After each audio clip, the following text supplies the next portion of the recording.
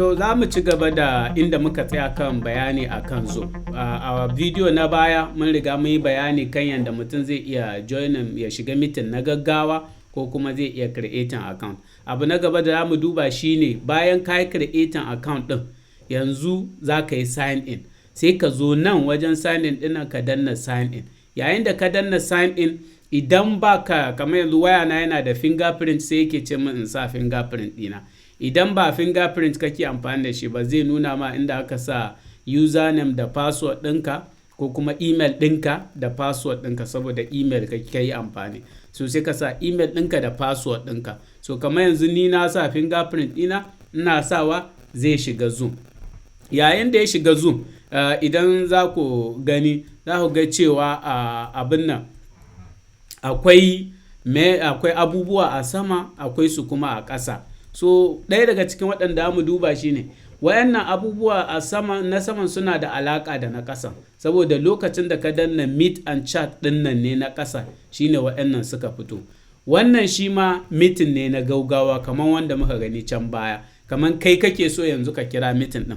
Wancan kai kana so ka shiga ne, an turo ma link ko ID kana so ka shiga, amma a wannan kai kake so ka gayyaci mutane meeting na gaugawa, ko kuma kana so ka shiga ɗin shine sai ka danna wannan, ko kuma kana son ka yi creating meeting ka aje shi zuwa gaba, watakila a ce awa 2, sati 1, wata 1 ko shekara 1 ko shekara nawa ma za ka iya sawa nan. kuma watakila akwai meeting ɗin da ake yi amma kai maybe baka shiga ba, amma kana son ka yi sharing ɗin screen ɗinka, za ka iya danna wannan.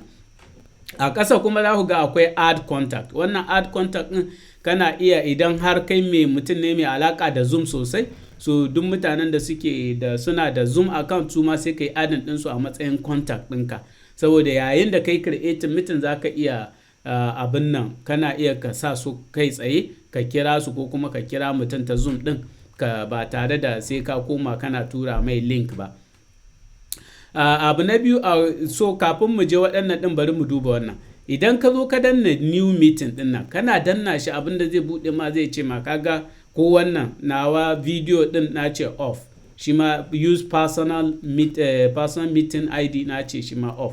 Wannan kana danna shi, yana da kyau ka rufe wannan ɗin, kuma ba dole sai ka yi amfani da personal ID ɗinka ba, amma idan ka yi amfani da personal ID ɗinka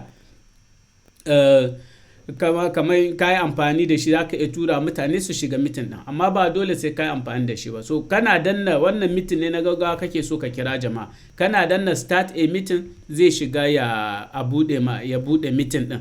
Yana buɗe mitin ɗin, ɗaya daga cikin abin da za ka fara gani shine bayan ya shiga, a ta ƙasa za ka ga akwai audio ya sa shi a kashe, kamera ma ya sa shi a kashe na bidiyo. Nan kuma akwai share, nan akwai participant. Nan bayan ka shiga, yanzu kai kaɗai ne ka shiga, kaga ma yana cewa invite contact to join this meeting.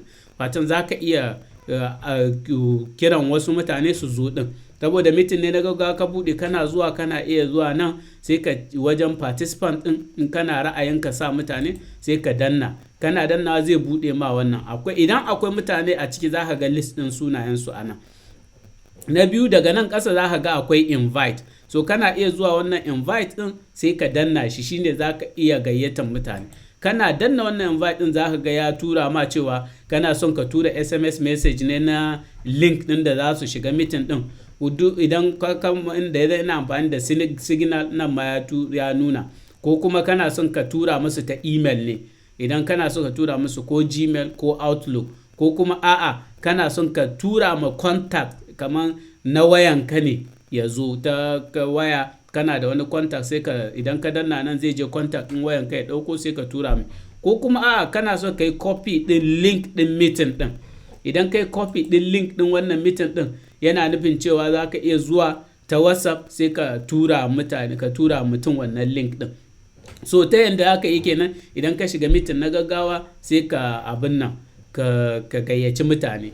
Bayan ka gayyaci mutane, shikenan sai ku ci gaba da mitin ɗinku. So yanzu idan muka dawo baya, alal misali bayan ka gayyaci mutane, ɗaya daga cikin abin da zan iya nuna kuma wannan share, wannan abin nan ɗin share ɗin nan, shi wannan share ɗin idan ka buɗe shi za ka ga cewa za ka iya sharing drive ɗin kama da mutane a mitin, za ka iya sharing hoto ko kuma wani document ko kuma wani link ko kuma screen ɗinka, wanda idan mutane suka shigo kana so ka nuna musu abu a wayarka ko a kwamfutarka, idan ka danna share screen ɗin nan, wannan kana danna shi zai nuna, ko kuma kana son kai sharing kyamara ɗinka, saboda yayin da kai sharing ɗin kyamara ɗinka to kana iya nuna ma mutane abubuwan da suke wurin da kake.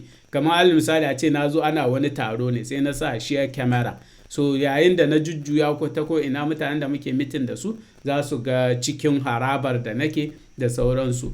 So wannan za ka iya, ko kuma share whiteboard, kana son ka ɗan buɗe wani allo ka yi rubutu a kai, wataƙila ka yi ma mutane bayanan abin da kake nufi ko kake so ka yi masu bayani a kai, duka za ka iya wannan. So ɗaya daga cikin wanda za ka iya yi a nan kenan.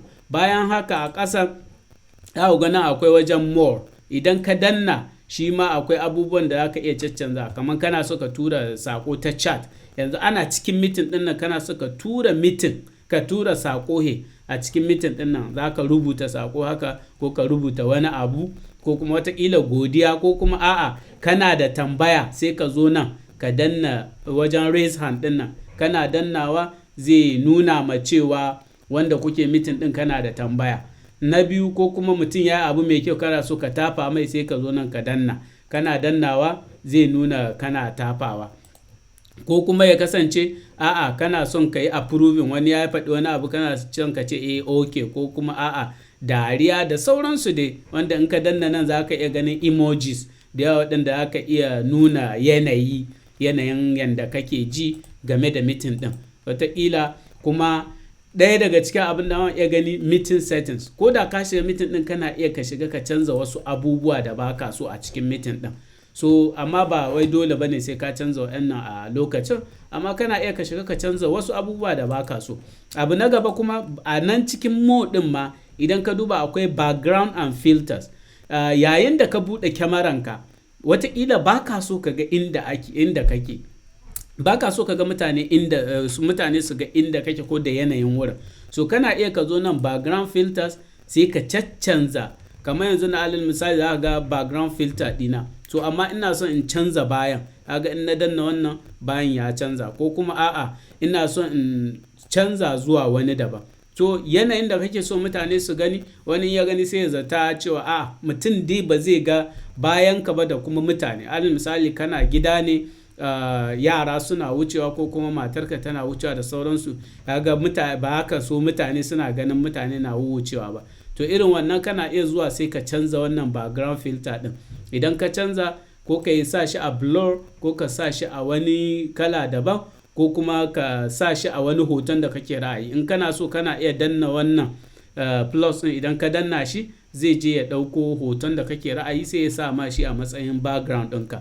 So lokacin sai ya kasance mutane ba za su rika ganin abin nan bayan ka ba, ko da mutanen da suke wucewa bayan ka. So wannan ɗaya daga cikin abubuwan da za ka iya yi kenan. Bayan haka wannan abubuwan da za ku gani kenan yayin da ka shiga mitin, ko mitin na gaugawa ko kuma mitin ɗin da aka gayyace ka, za ka ga waɗannan za su fito. Idan sun fito za ka iya yin ɗaya daga cikin waɗannan. A ta sama kuma za ku ga wajen fita mitin, za ga na ya danna end. Yayin da ka danna wannan end ɗin zai nuno ma abu biyu ne. Idan kai creating ɗin mitin ɗin, kamar kai ne shugaban mitin ɗin, kai ka buɗe shi, to zai nuna ma cewa za ka iya fitar da kowa a mitin ɗin, kai ma ka fita, shi kenan an gama. Ko kuma za ka iya kai ka fita ka bar sauran mutane su ci gaba da mitin ɗinsu. So yayin da kai ka fita, su mutane za su ci gaba da abubuwan da suke tattaunawa a kai, kuma za ka iya dawowa bayan ka fita. Amma idan ka riga ka kashe gaba ɗaya, kowa ka fitar da shi, kai ma ka fita. So da yanzu zan kashe gaba ɗaya, ya kasance cewa na fita kuma kowa ya fita, mitin ya ƙare kenan. Shi ma yanzu nan za mu tsaya a nan. Bayan mun dawo za mu ci gaba da bayani akan sauran abubuwa ɗin, don haka sai dai mun dawo insha Allah. Assalamu alaikum.